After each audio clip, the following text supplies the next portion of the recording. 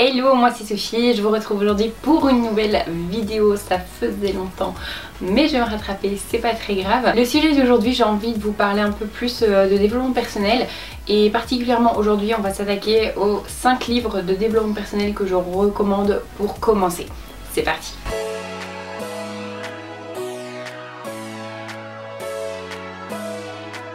Alors tout d'abord, qu'est-ce qu'un livre de développement personnel? Si jamais vous ne le savez pas, un livre de développement personnel, c'est tout simplement un livre qui va vous permettre de vous améliorer. C'est pas nécessairement sur votre personne, ça peut être également apprendre une nouvelle langue, apprendre un nouveau loisir, peu importe, c'est le fait de se développer personnellement, bref, de s'améliorer. Cependant, il y a tout de même des livres de développement personnel un peu bibliques, dans ça comme ça, qui ont fait leur preuve depuis pas mal d'années et qui sont vraiment bien selon moi pour commencer en fait le développement personnel. Ils sont assez poussés que pour vous montrer où vous pouvez arriver, et d'un autre côté pas perché non plus pour que quelqu'un qui ne sait pas trop où il met les pieds soit perdu. Premier livre que j'ai pour vous, c'est Comment se faire des amis de Dale Carnegie. Alors, le titre est un peu spécial. Bon, le titre en anglais fait un petit peu moins selon le monde, mais c'est pas grave. Ce livre, c'est une tuerie. En fait, tout simplement, il va vous apprendre à communiquer avec les autres. C'est aussi simple que ça. Il y a 30 principes qui sont référencés dans ce livre pour vous expliquer un petit peu comment communiquer avec les autres. Pas nécessairement que vous soyez seul au monde, que vous ne puissiez pas communiquer avec les autres, c'est juste avoir de meilleures relations interpersonnelles. C'est super important et ce livre m'a mis une claque, vraiment. J'en ai pris plein la avec ce livre. Et voilà, et un livre de développement personnel pour que... Un livre de développement personnel pour que vous le sachiez, je sais pas si vous le verrez, mais ça s'annote, ça se colorie. Voilà, faut garder en trace, et surtout la plus grosse chose à faire, c'est de mettre en pratique ce qu'on apprend. Par exemple, un truc que j'ai appris, j'étais Miss, autrefois Miss, j'ai toujours raison. Et il y a un article en fait, un des principes dans ce livre qui parle du fait des gens comme moi, comme j'étais avant, d'avoir envie d'avoir toujours raison. Et en fait je me suis dit bah oui, mais mon interlocuteur en face il a pas envie, tout comme moi j'aime pas qu'on me dise écoute t'as tort. Pourquoi la personne en face de moi aurait envie de savoir qu'elle a tort? Et puis même super j'ai raison, et alors qu'est-ce qu'il y a? Je veux une médaille? Ça va m'influencer à quoi? Par contre j'aurais blessé quelqu'un, c'est quelqu'un dans la rue, bah c'est un peu con parce qu'elle aura une très mauvaise image de moi et je pourrais pas créer des liens, etc. Mais pire c'est que si c'est un proche, je l'aurais blessé et c'est pas ce que je cherche, tout simplement. Bref, ce livre c'est une pépite et je vous le conseille vraiment. Il est pas très gros, hein. Il y a à peu près 250 pages, il se lit ultra facilement. La partie la plus compliquée en parenthèse c'est de mettre en pratique ce qu'on a. Personnellement ce que je vous conseille vraiment de faire, c'est que donc il y a 30 principes et j'ai décidé de me lancer un défi, c'est-à-dire que pour chaque semaine je mets un des principes en pratique. Donc ça me dure 30 semaines, mais ça me permet de m'habituer et de bien intégrer chacun des principes. Bien sûr quand je passe à la semaine d'après je n'oublie pas le précédent, c'est plus de l'additionnel, mais voilà, c'est quelque chose que je vous conseille très fortement. Deuxième livre de développement personnel, Réfléchissez et devenez riche de Napoleon Hill. Alors ici il faut bien comprendre que réfléchissez, bon ça jusque là ça va, mais devenez riche ça peut être financièrement, il n'y a pas de mal à ça. En Europe on a un peu de mal à parler, on est un peu pudique, même carrément pudique d'ailleurs, on a même plus facile à parler de sexe que d'argent. Dans ce cas-ci c'est réfléchissez et devenez riche. Vous pouvez le prendre comme vous voulez le riche, ça peut être financièrement, ça peut être intellectuellement, ça peut être amicalement, ça peut être amoureusement, dans vos relations. Le but en fait c'est tout simplement de s'enrichir. Encore une fois mon livre il a été bien attaqué. Dans ce livre vous apprenez vraiment comment gérer l'échec, comment vous mettre des objectifs, comment avancer, comment aller de l'avant, etc. C'est également une pépite, c'est pas pour rien que c'est un des livres de développement personnel les plus vendus et que je vous recommande. C'est qu'on a quelque chose à en tirer. Quoi qu'il en soit, en tout cas tout simplement, si vous êtes quelqu'un qui a envie d'avancer dans votre vie, si vous voulez rester là dans votre vie actuellement et faire votre 1000 trous boulot dodo sans qu'on vous prenne la tête, c'est bon, le lisez pas, passez votre chemin, ça sert à rien. Si par contre vous voulez quelque chose de plus, voilà, vous cherchez ce petit truc qui vous manque, vous voulez vous améliorer d'un point ou un autre, on s'en fout encore une fois, le devenir riche ça peut être financièrement, relationnellement, peu importe en fait. Mais c'est le fait d'être, de devenir plus riche, de s'enrichir, de s'alimenter personnellement. Et bien dans ce cas, ce livre, il est fait pour vous. Du coup, troisième livre, si je ne devais vous en conseiller qu'un seul, ce serait le Miracle Morning. Ce livre, c'est ma bible depuis maintenant 2 ans. Je vous ferai une vidéo un peu plus particulière sur le Miracle Morning pour vous expliquer un peu en quoi ça consiste, vous montrer un peu au quotidien, en joli vie hein, bien sûr, mais vous montrer un peu au quotidien comment ça se passe.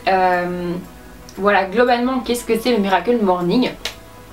C'est une routine qui a été élaborée par Hal Elrod, plus connu pour ses heures de réveil un peu matinaux. Beaucoup de gens se réveillent tôt, dont moi, mais c'est pas nécessaire. Le principe de cette routine, c'est plutôt de prendre 60 minutes par jour pour vous, avec des habitudes qui ont été prouvées comme étant super efficaces pour avancer dans sa vie, se poser des questions sur soi-même, trouver les réponses bien sûr. Et donc voilà, mais globalement qu'est-ce que c'est? C'est une routine, donc c'est 60 minutes par jour, plus, moins, vous l'adaptez comme vous voulez. C'est une pépite et si vous ne savez pas par où commencer, je vous le conseille. C'est le premier que j'ai lu et je ne regrette pas, d'autant que dans les routines, et bien tout simplement il y a lire des livres de développement personnel, et c'est grâce à cette partie là que j'ai découvert tous les autres livres. Et il y en a quelques-uns comme vous pouvez voir. Quatrième livre que je peux vous recommander, c'est la méthode GTD, Get Things Done, de David Allen, je sais pas comment dire, on s'en fout.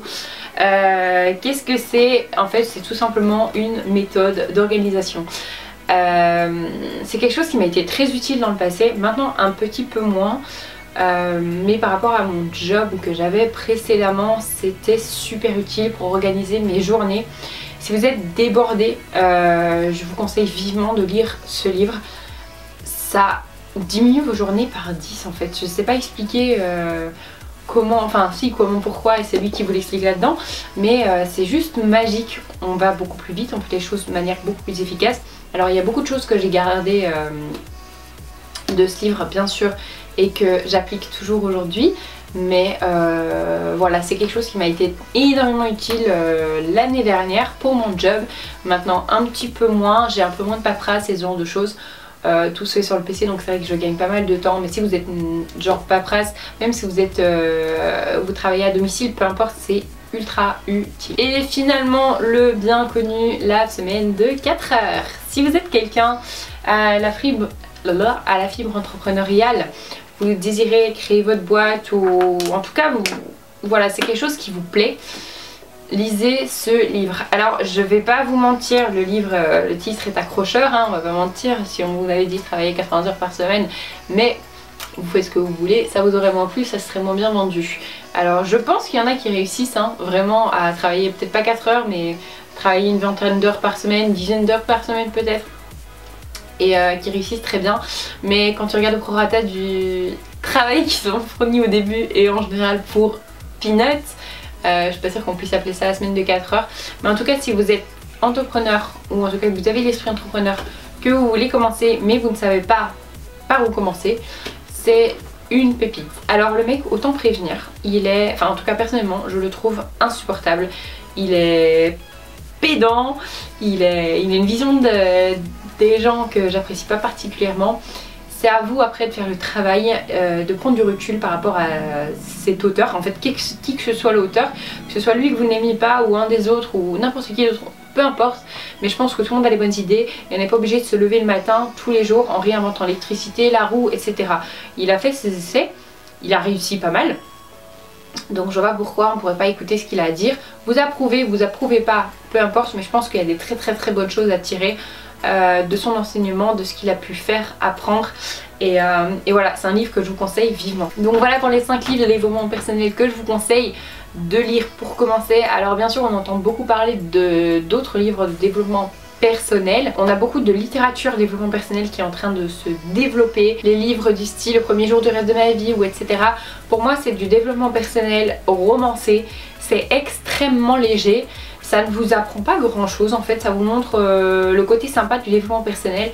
Mais pour moi, ce que je trouve de super important dans le développement personnel, c'est de pouvoir apprendre et de mettre les choses en pratique.